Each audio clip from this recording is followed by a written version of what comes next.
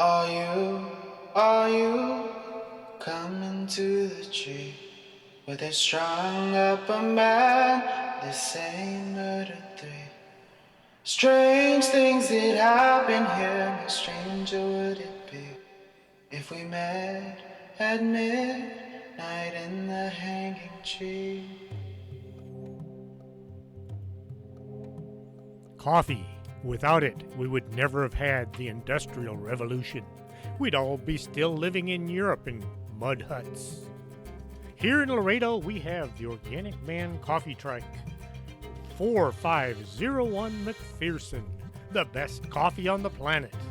If you can't get to Laredo, you can order from the Organic Man Coffee Trike .shop.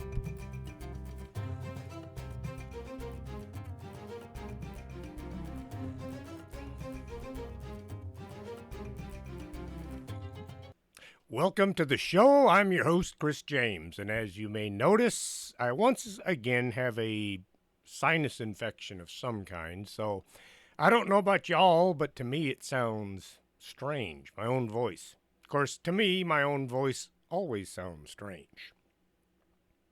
You might notice I'm wearing this fancy t-shirt.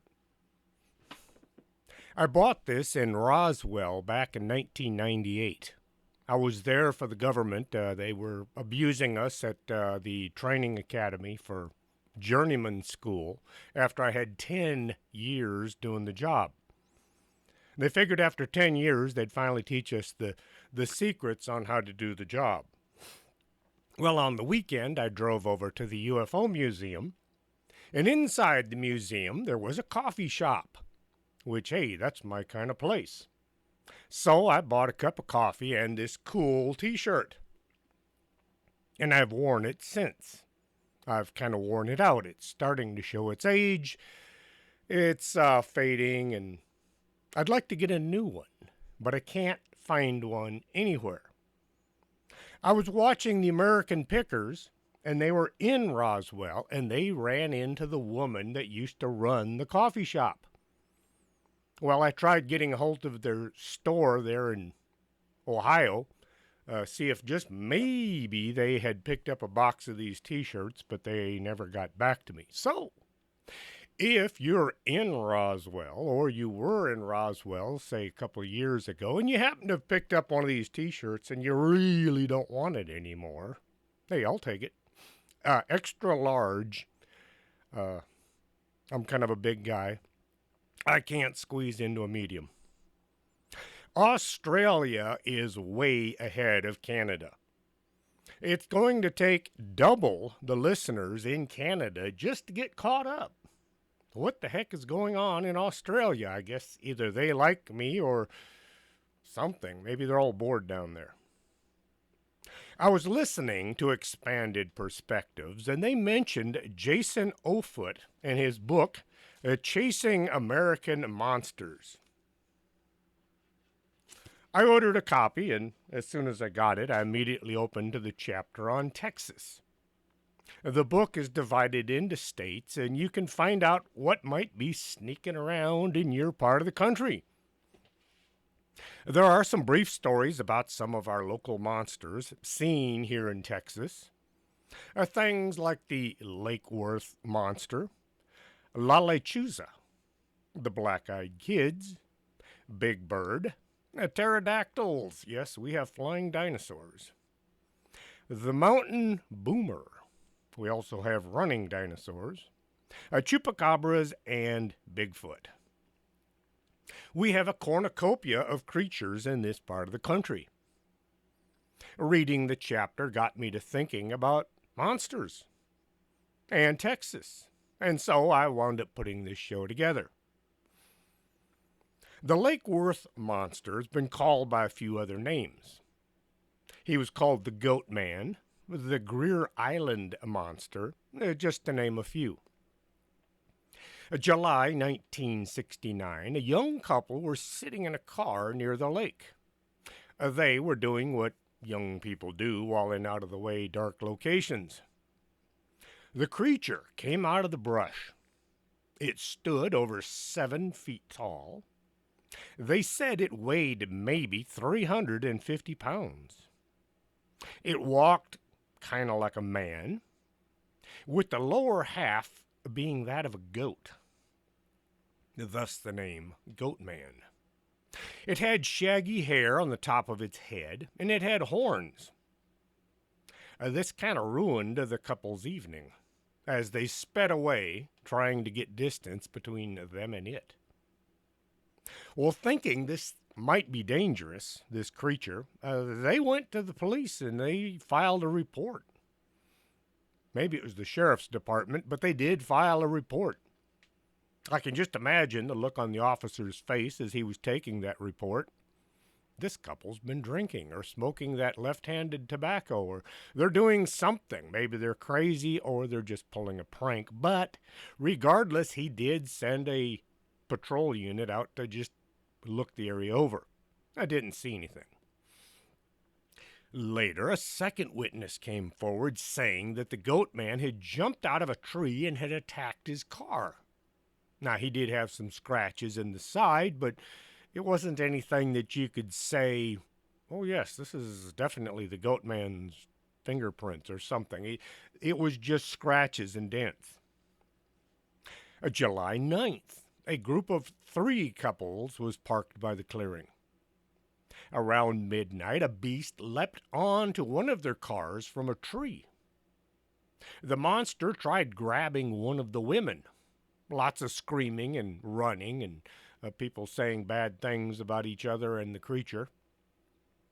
If you watch some of the TV shows, they really like to reenact these things, and they really make people look wimpy and scared, but then maybe some people are wimpy and scared. Most people just don't run around with a gun under their seat for some odd reason. I wonder why. Anyway, as more reports began to trickle in, people began driving out to Lake Worth to try and catch sight of the monster. Hey, I heard there's a monster out at the lake. Let's go have a look. Yes, that's the kind of thing I would do. Some people went out there with weapons. They were intent, they were going to find this creature and shoot it. Something cool to hang on the wall in your den. Oh, yes, right next to the deer head, I have the Goat Man. Others went armed to kill the beast before it killed someone else. You know, a community kind of thing. This creature's at the lake. It could be dangerous. We need to do something about it. The police aren't doing anything about it. So they would go out there to deal with the thing. Unfortunately, a lot of the hunters and some of the people going out there were consuming a lot of beer and other alcoholic spirits in order to boost up their courage. If you got to get your courage out of a bottle, you don't have courage. The sightings took on a few new aspects. Some people said the monster had scales like a fish. Some said it was part man, part goat, and part fish. All the monster sightings took place in the vicinity of Greer Island, which is part of the Fort Worth Nature Center and Refuge today. It's not actually an island, it's more like a peninsula because you can actually drive out to it. The authorities were getting a bit worried that the hunters would wind up shooting each other or some of the kids out looking for the creature. You've got kids driving around in cars looking. You've got hunters out sneaking through the brush looking and drinking. You've got concerned citizens driving around looking and hunting, and, well, something bad is going to happen if they're not careful. Drinking with guns is not a good thing. In October, a crowd of people were at the Lake Worth, including several deputies, when they witnessed this 7-foot creature standing on top of a cliff. The creature lifted a truck tire over its head and threw it at them.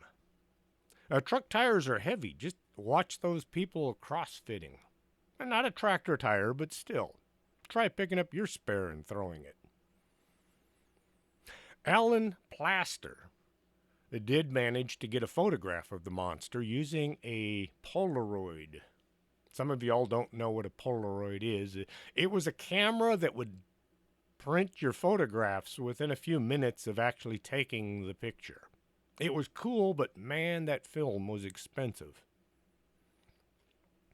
The naysayers began to claim that this creature was just some teenager dressed up in costume, and that's why people were seeing it. All those guys with guns running around in the woods, oh, that didn't dissuade somebody from dressing up like a monster and running around scaring people.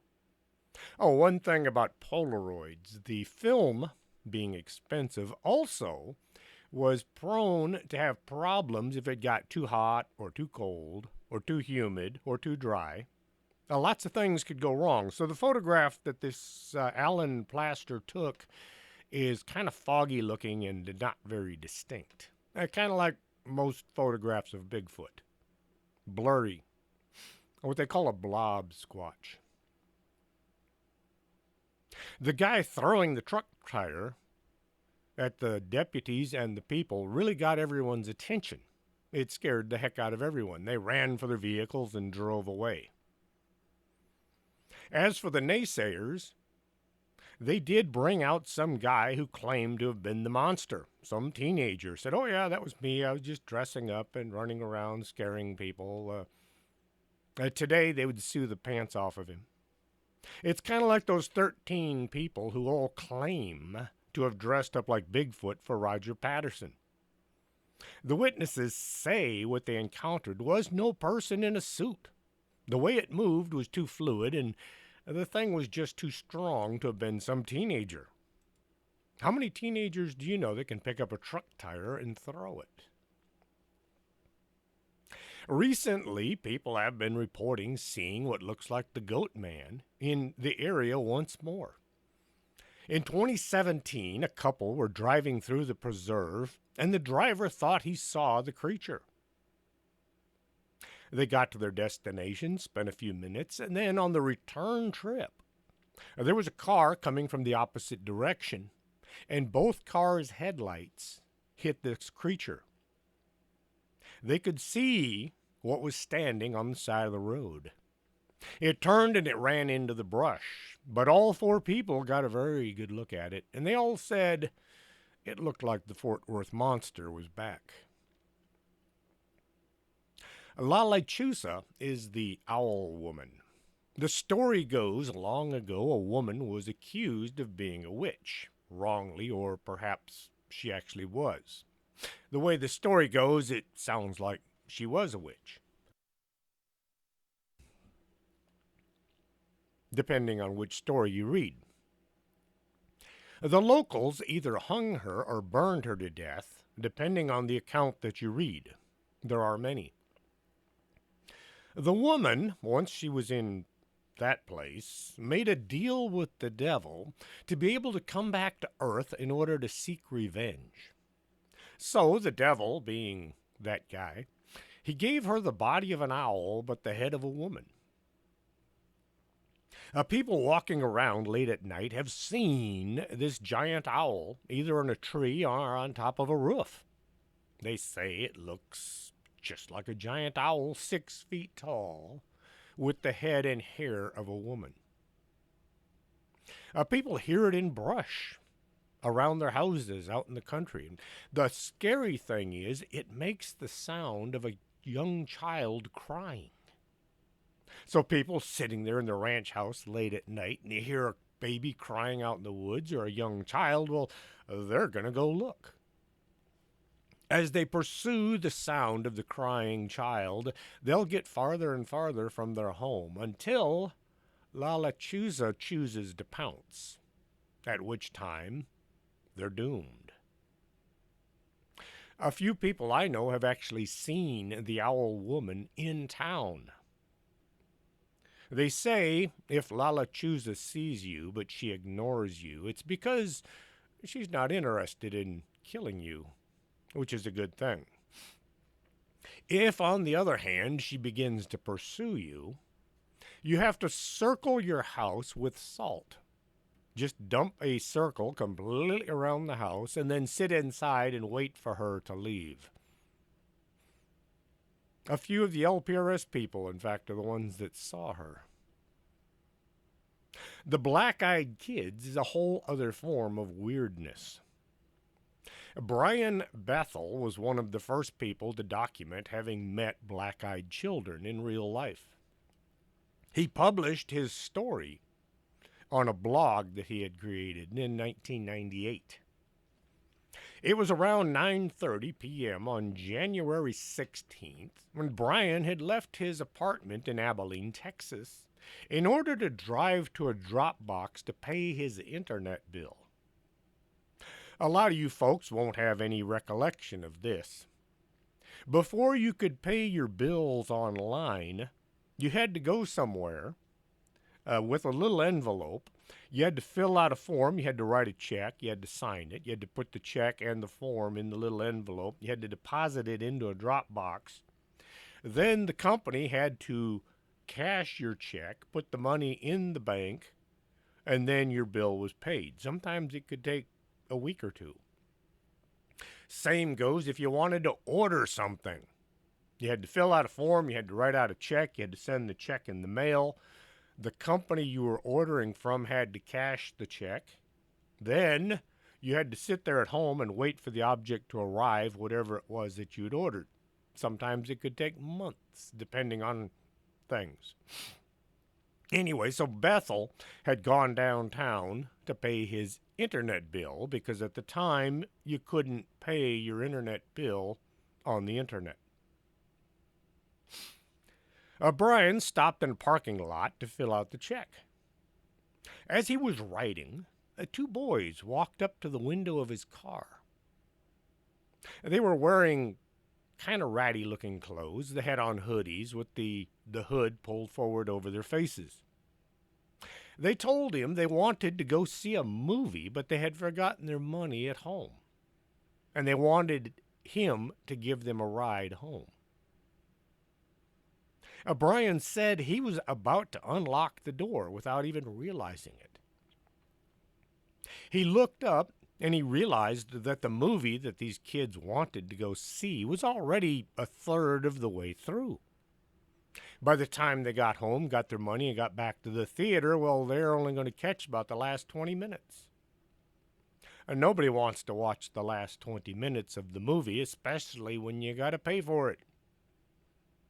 He looked at these kids, and that's when he realized their eyes were solid black. The second boy continued to stand there completely silent while the first one began saying things like, "We won't hurt you. You have to let us in. We don't have a gun or anything." Fear got the better of him, and Brian put his car in gear and backed away quickly. He said as he was speeding out of the parking lot, he glanced back, but both boys had vanished. There was nowhere for them to have run to. It was a wide open parking lot, but they were gone.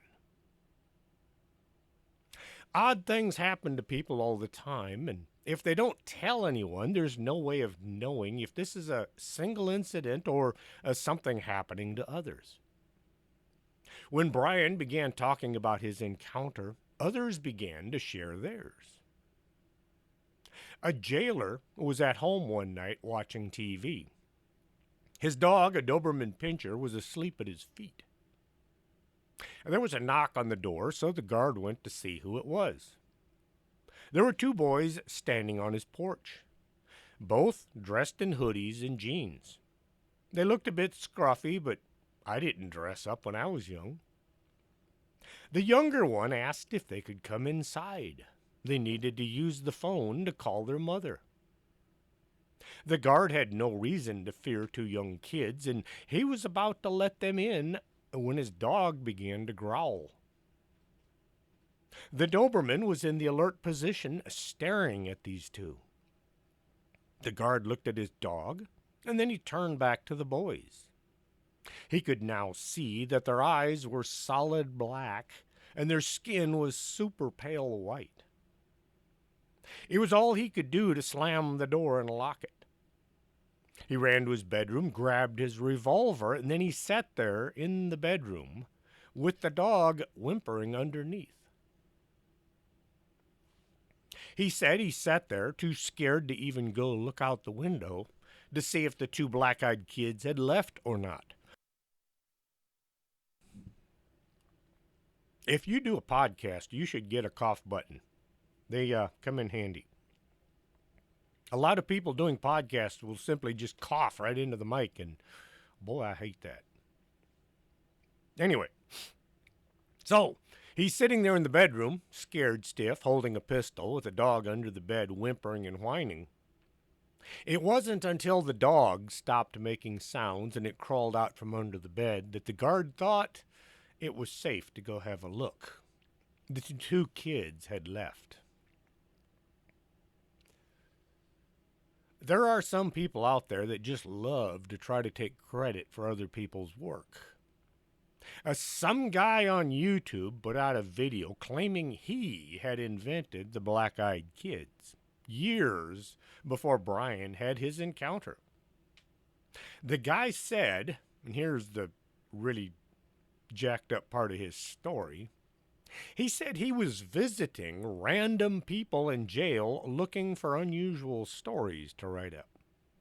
One of the prisoners told about seeing kids with solid black eyes. To begin with, you don't just show up at a jail and say, let me in, I want to talk to the prisoners.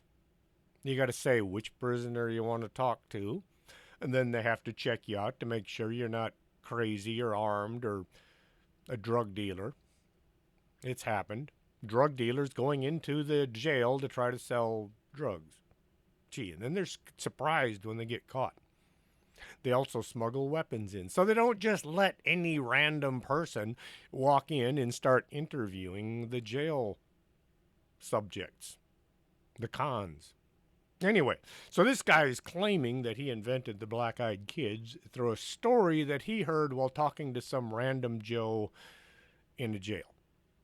Well, if that story was true, then the guy that did the YouTube story didn't invent the story because the guy in jail would have invented it. Anyway, I don't believe either one of them. A woman had run into a store to buy a few things, leaving her son in the back seat. Oh, this was a different time, and folks did things like this all the time. It's not like today when you got to keep your eyes on a kid 24/7, and the second you turn your back, they burst into flames or somebody kidnaps them and runs away.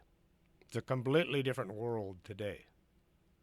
Had I been a small child today, I don't think I'd have survived because we didn't take precautions when I was little. Anyway, so she runs in the store to get some things, and when she comes back out, she hears her son talking to somebody in the back seat. She looks into the back seat, and there is a second boy sitting next to her son. He was about 8 years old. Her son was about 5. This kid is wearing a hoodie, and he's kind of grungy looking. And she notices that his eyes are solid black and his skin is very pale. Well, she reached over the back seat, grabbed her son, there was no such thing as car seats back then, ran into the store. The clerk saw what was happening, and he thought something bad was going on, so he ran out to the parking lot to see why the woman had come running in, and the car was now empty. There was nobody running across the parking lot. This kid had simply disappeared. She asked her son, how did that kid get in the car? And her son said that this boy came to the window and tapped on it and asked if he could please get in. So her young son, not knowing any better, said, sure, hop in. And that's when the boy with the black eyes got in the back seat. I've asked a few people if there might be a connection between the Blach Eyed Kids and the Men in Black, and a lot of people said that there could be. That pale skin and the weird looks that they have and their inability to interact with people correctly. We don't know for sure because we haven't been able to sit down and interview either one. In 1976, residents of South Texas Rio Grande Valley were being terrorized by a ape-faced winged beast, almost as bad as the flying monkeys, which, according to the witnesses, bore two blood-red eyes that seemed to glow in the dark. Not knowing what to call it, they simply referred to it as the Big Bird.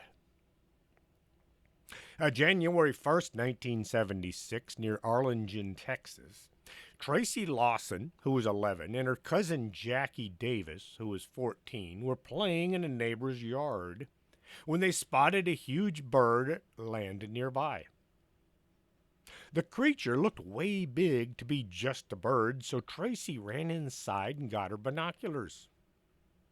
Getting a closer look, she could see what looked like a monster. The face was almost human, but not quite. She told her folks what she'd seen, but of course they thought she was just imagining things. The owner of the yard where the two girls had been playing, Tom Walden, found some unusual three-toed tracks that were 8 inches across embedded in the ground near his home the next day. People did talk about the sighting, but nobody was giving it any veracity.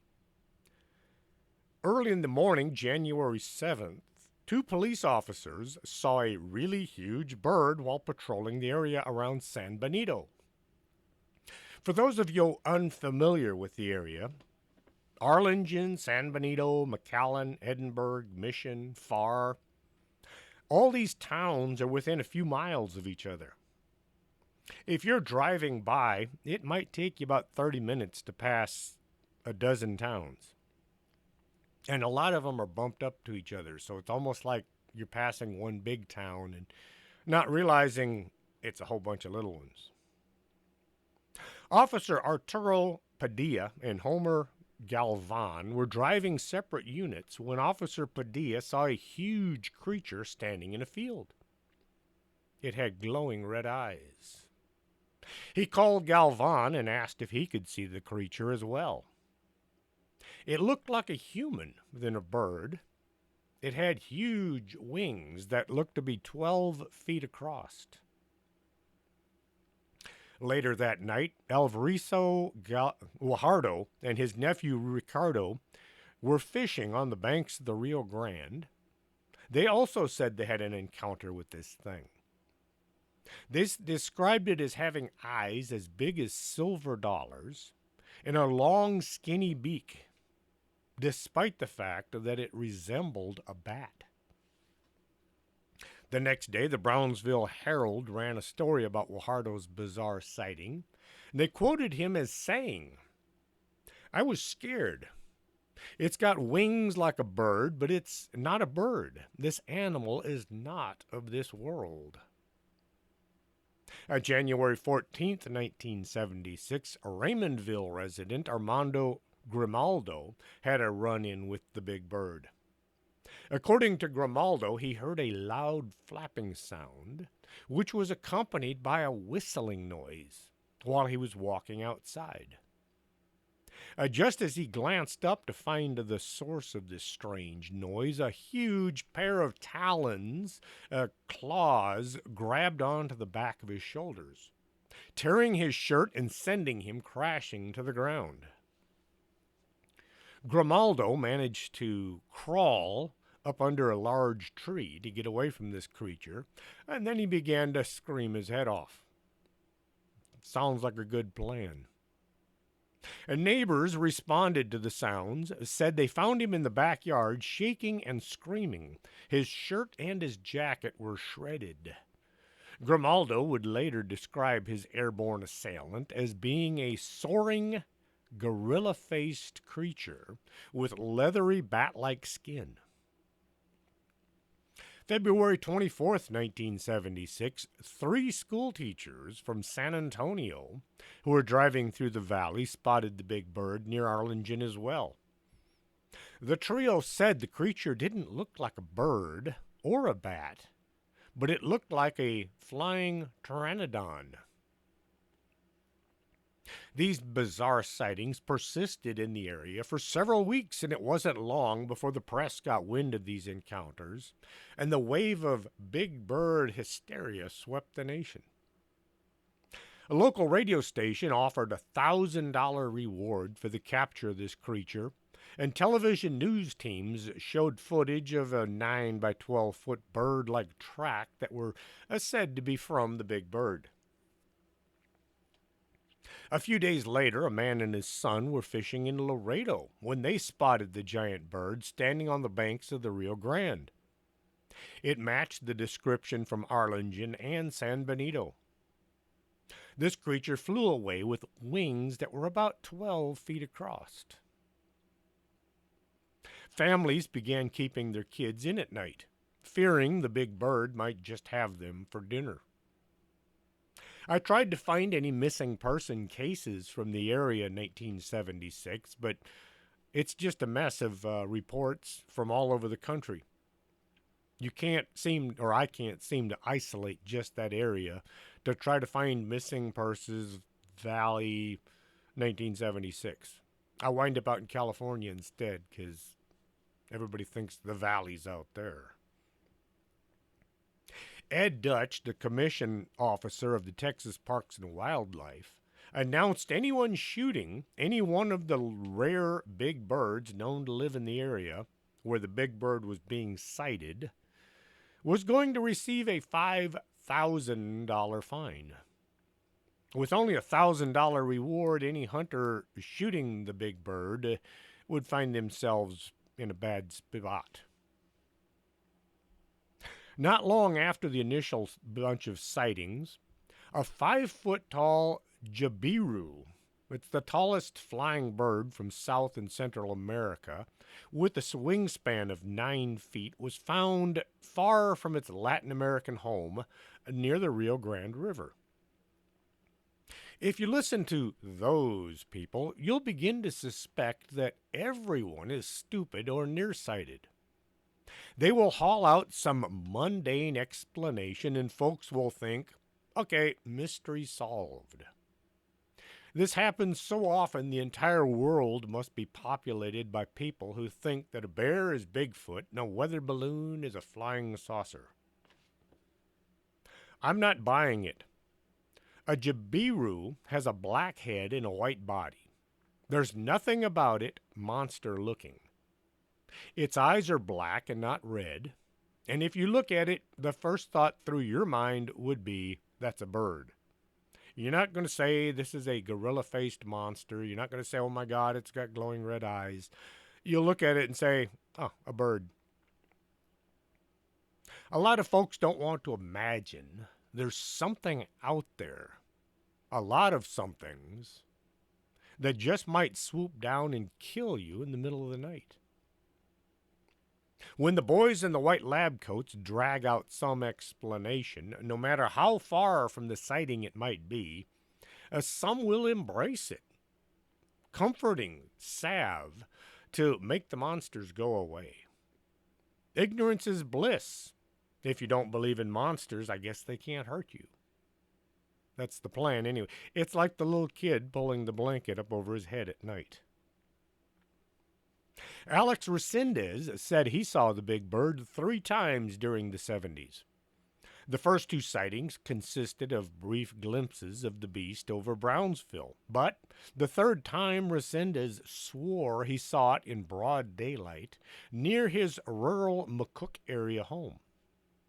Resendez said the huge animal had landed not far from him in a cow pasture.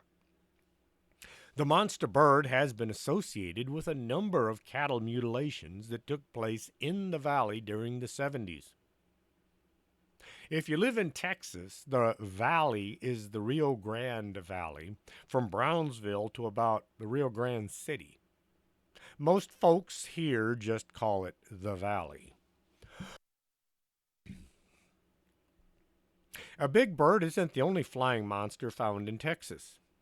We have reports of thunderbird sightings as well as pterodactyl sightings. 2 men were transporting a car to Presidio. They had it on a car carrier attached to the rear of their pickup. As they're passing a small cliff face, they saw a huge black bird flying from the rocks. It was massive, and the two just stared at it. It was soon joined by a second huge flying creature. As they drew closer, the pair could make out details. The creatures didn't have feathers, but skin like a lizard.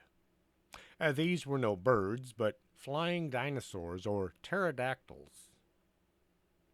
The two creatures glided along the sky, heading towards the river, and they were soon out of sight. In 2008, a man was visiting his brother in McAllen when they both saw what they at first thought was a pair of UFOs. As they watched the objects get closer, the details could soon be seen. These were two enormous birds flying overhead.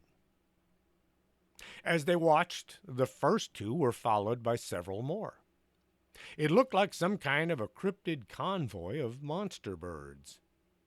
Mixed in were smaller birds that looked exactly the same, like maybe they were their offspring. Once the giant flying creatures were gone, the witness called the police and filed a report. The officer tried to convince everyone it had been a sandhill crane flying by. Next, the witness contacted the airport to ask if they had anything on radar, but they didn't have anything to report.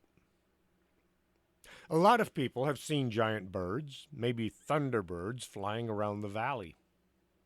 Those who choose to mention their sightings get a lot of flack from both the authorities and those who don't want to believe. While Texas has been long known for its thunderbird sightings, and there are more than a few who have speculated that the big bird may have been some other creature than a bird, there's nothing in the annals of American zoology that even remotely compares to the ferocious, flying, ape-faced thing that was seen in the skies of Texas in the 70s. Alice, Texas is just down the road from me. I think it's 90 miles. I'm not going to swear to it. A Bigfoot, also known as Sasquatch and the Hairy Man, the Wood Booger, has been seen around Lake Alice. A lot of the sightings in Texas are in the Piney Woods, the northeast section of town, up there around Jefferson and Caddo Lake. There have been a few sightings in other places, here in Laredo, which is surprising as all get out. The Texas Bigfoot Research Center in Dallas, run by Craig Woolheater, holds their yearly conference in Jefferson, Texas, which is the Bigfoot capital of the state. They even have a huge statue of Bigfoot across the street from the Civic Center where the conference is held. It's not a civic center, it's something else. Can't think of the name of the establishment, but you'll see a giant statue of Bigfoot right across the street.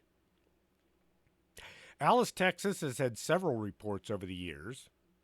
They started in about the 70s. Lake Findlay, which is also known as Alice Lake, was built in 1965. It may have drawn this giant cryptid because of the water. Bigfoot sightings are almost always around water and pine trees for some odd reason. The Alice police have been receiving lots of phone calls from people who have said they spotted a Bigfoot while fishing or hiking in the area. Some of the witnesses thought they were seeing a bear at first, but we don't have black bear in this part of the country. These creatures are seen today in West Texas and a few in Northeast Texas, but not in the area around Alice. There's no place for them to hide. Hearing about Bigfoot roaming the woods, many cryptozoology groups went looking for the giant hominid. The land around Lake Findlay is not wooded. There are mostly agricultural fields with wide open areas that should a Bigfoot try walking from place to place, he'd be seen. Yet, people have been hearing sounds from what might be Bigfoot in amongst the trees around the lake. They hear branches breaking and something huge moving through the trees. This sound is usually accompanied by a horrible smell. A few people have seen what looks like a huge dark shape in the trees, but they never get a really good look at it. The smell that people report whenever there's a Bigfoot sighting, that's actually only in about 30% of the cases. Most people don't smell anything. A cryptozoologist had tried walking all the trails around the lake. He used an interesting way of doing things. He took a GoPro and he had it mounted on the back of his pack, facing backwards. So that way, as he walked down a trail, if anything stuck its head out from around a tree or crossed the trail behind him, he'd catch it on film. But unfortunately, he didn't catch anything. I spoke to this investigator years ago, and I tried to contact him, but the phone number that I had either was the wrong one or it was no longer working. And as I tried contacting him, I wound up getting a hold of another Bigfoot researcher from Beeville, but that's another story. Anyway, I did spend a good part of a day out at Lake Alice looking around, and I talked to a lot of police officers, but none of them had anything to report. The mountain boomer is a dinosaur that has been spotted in West Texas. Here in Texas, we have a town called West, which is just north of Waco on I-35. And then we have an entire area that is called West Texas. And that's what a lot of people think of when they think of Texas. They think of the wide open plains and cactus and scrub plants. But no, there's West Texas, the town, and then West Texas, the area. Try not to get confused. People driving along the roads and highways in and around the Big Bend National Park have seen what looks like a dinosaur running on 2 feet. It stands about 5 to 7 feet tall, depending on the witness's point of view and perhaps the creature. The skin is either gray, brown, or slightly greenish color. The creature has a long, tapering tail, and the front arms are short with tiny little hands that look useless. I often wonder, what is a T-Rex's hands for? Sure the heck can't scratch their nose, can't reach it. Everyone who has seen these beasts say that's what they look like, a small T-Rex. The name boomer comes from the sound that the creature makes. Some liken it to the sound of distant thunder. It resonates from the valleys and the cliffs found in the area around the park. People have driven up on this creature while it's standing on the side of the road eating something. Others have seen them pursuing smaller creatures across the fields. The white-coated folks try to say these are all misidentifications. Remember, everybody out there is either stupid or nearsighted. What looks like a T-Rex? If you're driving down the road and you see something up ahead, and it looks like a T-Rex, but it's not, what is it? The guys on Expanded Perspectives, Kyle and Cam, they're constantly asking, when you see something and you mistake it for something else, what looks like that something else? What looks like a T-Rex? Maybe a roadrunner, the bird, but those things don't get to be 5 or 6 feet tall. If there's a 5-foot tall roadrunner out there, I want to see that. That's a big bird.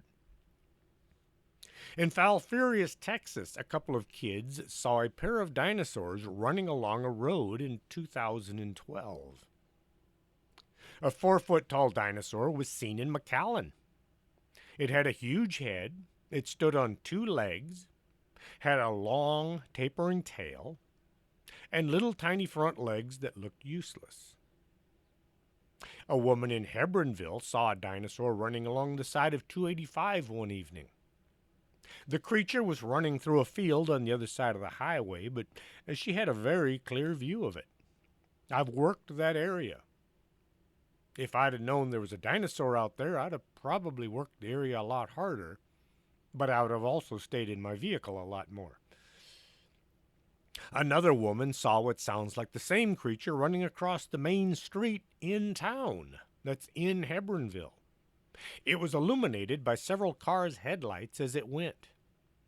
People all looked at it and then at each other as if to say, "Did you see that thing as well?" The chupacabras has become quite a thing here recently. Some folks say the first sightings were in Puerto Rico in 1995. I have an article that tells about what they called the killer kangaroo from 1932. Folks living in Arkansas were being plagued by a creature they said looked a bit like a kangaroo. It hopped on its hind legs, and it would kill small animals by sucking all the blood out of them. Goats, sheep, other small livestock. The citizens formed a posse and they went out looking for this killer. They did manage to see it, but they could never get close enough to get a shot at the thing. It fled along a fence line into the thick brush south of their county. They didn't say it was a kangaroo, only that it looked like a kangaroo and it hopped on its hind legs. The fact it sucked its victims dry makes me think it could have been the first chupacabra sighting. I even went so far as to contact the town where the article was written and try speaking to all of the newspaper companies, all one of them. I contacted the library, I contacted the historian, but nobody could find the article. All I have is just a copy from a book. The creature in Puerto Rico sounds more like a giant lizard or a reptile. It moves on two legs and it has small wings that would be useless for flight. Maybe they're not wings, but some form of a skin mass or other perturbance. Look for images of winged cats. Yes, there are cats out there with wings. The bird population is very nervous. There are some felines with what looks like wings, small furry growths on either side of their back. If they start flapping those things and they grow, well, the bird population's in trouble. And people that are allergic to cats. The Puerto Rican chupacabra also has been seen with spines running along its back. The dead animals that it leaves behind have one or two puncture wounds where the blood is extracted. On a few occasions when the bodies were dissected, the internal organs were found to be liquefied. A few cryptozoologists have speculated the chupacabra has a mandible like a mosquito's proboscis. It can extend its mouth part and insert it into its prey. The creature must inject some kind of anticoagulant and then suck the blood out. Some have even said the thing might be some form of a giant beetle that lives underground, coming out when it's time to feed. Of course, a lot of people blame the military for creating this monster. Some think it's associated with UFOs. I've heard some say the aliens landed and released the creature for unknown reasons. Maybe it escaped from them like a pet let out to go poo and it ran off. Arturo had asked me the other day if aliens had pets, so I mentioned that idea. When animals were found here in Texas drained of blood, the name Chupacabra was on everyone's tongue. Ranchers and farmers were finding small animals drained of blood. None of the meat was ever taken, only the blood. Ask folks were not, well, the folks were now on alert. Somebody spotted a odd-looking creature that was dubbed a chupacabra. This thing ran on all four like a dog or a wolf.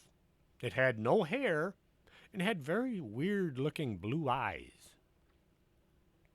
The blue dog, as they're called here in Texas, have DNA of both the Mexican wolf and the coyote. They also have some traits that can't be explained. On their rear haunches are two round protuberances that looked like the knees on a camel. The camels have these weird looking lumps on their knees, so when they kneel in the sand, it doesn't bother their skin. It looks like giant calluses. But these blue dogs have these things on their backside by their tails. What they're for, nobody can even guess. It just looks very otherworldly. A story was sent to me by a Border Patrol agent that I used to work with, and very strange how that story came about. I was checking my text messages on my phone, and I noticed there was one from a guy I used to work with, Agent Garza. There's a lot of Agent Garzas, so don't go accusing your partner of being that guy. But then it might be. The next time you're working with Garza, look at him and wonder, is he that guy? Anyway, I opened the text and I discovered that it had been sent to me 2 years ago. Now, that's just plain weird because there it was on my phone, brand new. I'd never seen it. And I do check my text messages on occasion because I'm trying to write books. And that's how most people get a hold of me. I have no explanation as to why it took 2 years for it to show up. Well, I sent him back a message and I apologized for the long delay. And I explained that the message had just shown up and that I'd love to get his story from him. He sent me the story in an email, and it's a doozy. Here it is in his own words. This is how he said it. This happened a few years back. I really don't recall the exact time frame. It must have happened around 2012. I was working mids, that's midnights, and was assigned back up north of the checkpoint on I-35 with another agent who I believe is somewhere in Arizona now. Border Patrol agents move around a lot, and it gets hard to get to know your workmates when they just pack up and leave all of a sudden. You look around the room, and every week it's like it's a whole new bunch of guys you're working with. It was a routine night. We made our basic cuts, checking places where people crossed fences or roads, and we responded to a few sensor hits on the highway. It was probably about 2 a.m. when a sensor took some hits. This device was on a ranch under the high lines near a ladder. A lot of ranchers got tired of the aliens climbing their fences and messing them up because you get a whole bunch of people climbing a fence all in one spot and they will destroy the fence. Now, some of them just don't give a hoot and they'll get a pair of wire cutters and they'll just cut a hole through a fence. You know, we do have a town here called Cut and Shoot. You cut the fence and they will shoot you. Well, they don't do that anymore, but yeah, a lot of ranchers have gotten really upset with these illegal aliens trashing their property, and so they'll install ladders over the fence so that they don't have to mess up the fence to get from one side to the other. And you'll find these ladders all over the area. Anyway, back to the story. My partner was driving, so I advised the radio operator that we were going to go check it out. We approached the area with our lights off, and we noticed there were some cattle in the area. We did all the cuts, we checked both sides of the ladder, and there was no human footprints. We contacted the radio operator and let him know that it was cattle in the area. We concluded what we were doing, and we headed back to work. What we didn't realize was there was a scan truck, a camera truck nearby that was actually watching us. The camera trucks have thermal sights. They can zoom in like you wouldn't believe. They can see things way the heck over in the next county almost. Really good cameras, not like the ones that they used to have when I worked there. Anyway, he had been watching them just to see what they were doing.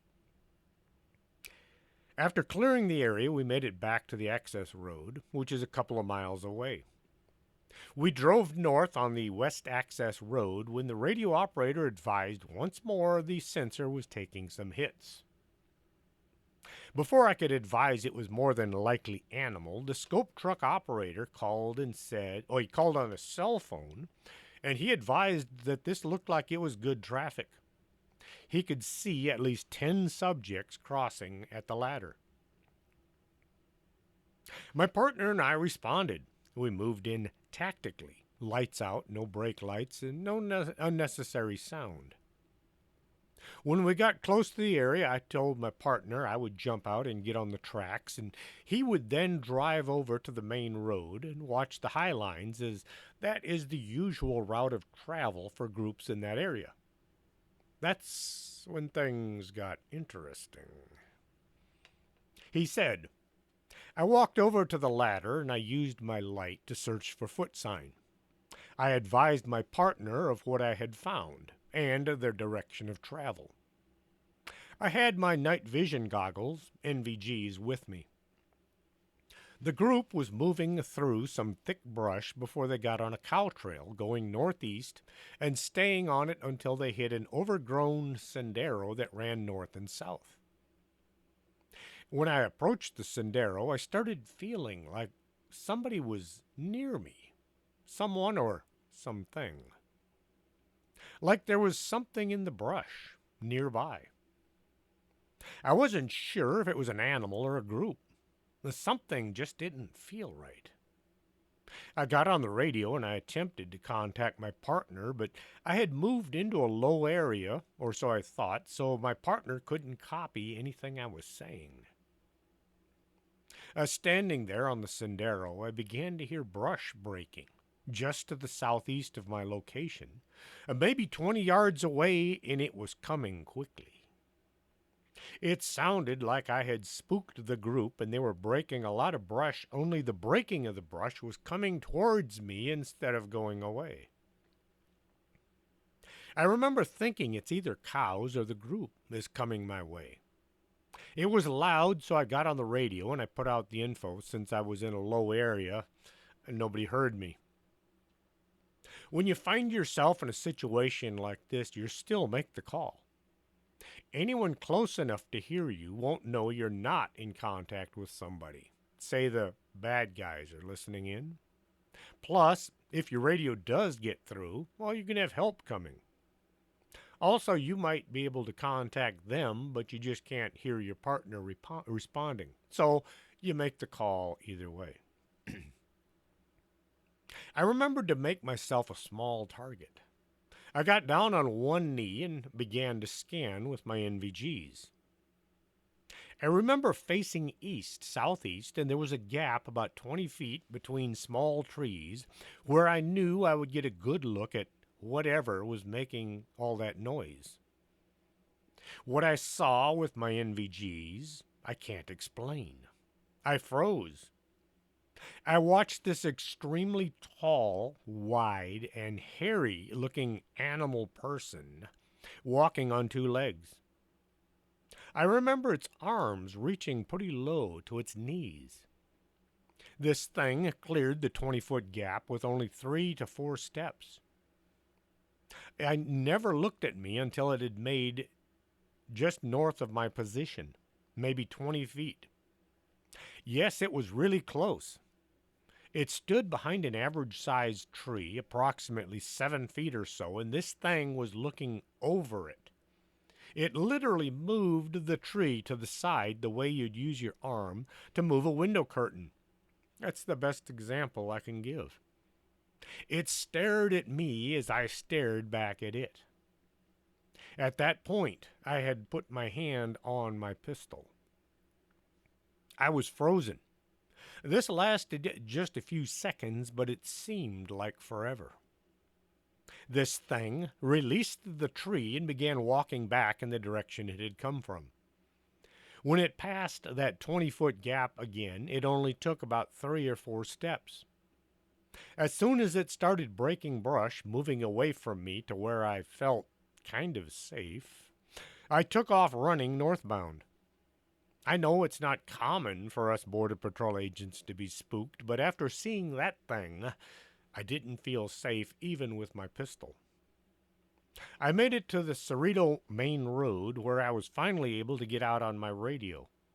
When my partner arrived, he mentioned that they had been trying to get me on the radio and that the group had been spotted walking north.